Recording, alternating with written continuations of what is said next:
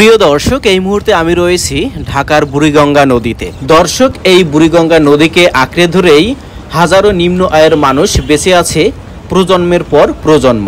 তাদের একদল ছোট নৌকায় যাত্রী পারাপার করে অর্জন করে চলছে নিজেদের এবং পরিবারের জীবিকা। সরজমিনে দেখা যায় যে সদরঘাট থেকে কামরাঙ্গীরচর পর্যন্ত হাজার হাজার মাঝি রয়েছে, যারা ছোট ছোট ডিঙ্গি নৌকায় করে লোক পারাপার করেই তাদের জীবিকা নির্বাহ করে থাকে। এক একটা নৌকায় 6 জন বা 5 জন করে লোক এপার থেকে ওপার পারাপার করা হয়। একটা সময় এখানে 5 টাকা করে ভাড়া নিলেও এখন 10 টাকা করে এপার থেকে ওপার পারাপারের ভাড়া ধার্য করা হয়েছে। এছাড়াও এখানে কিন্তু ওয়াটার বাস রয়েছে। ওয়াটার বাসগুলোতে করে আপনারা 10 টাকা করে এপার থেকে ওপার পারাপার করতে পারবেন।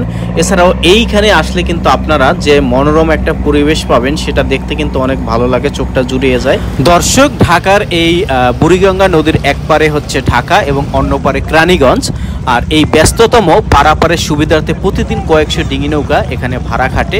তাতে করে যেমন যাত্রীদের সময় বেঁচে যায় এবং ভাড়াও কমে যায়, তেমনি এখানকার হাজার হাজার যে বেকার এবং যে মাঝিরা রয়েছে তাদের জীবিকা নির্বাহের যে একটি মাধ্যম, তাও কিন্তু শত শত বছর ধরে এখানে কিন্তু এই ব্যবস্থাটি চলে আসছে।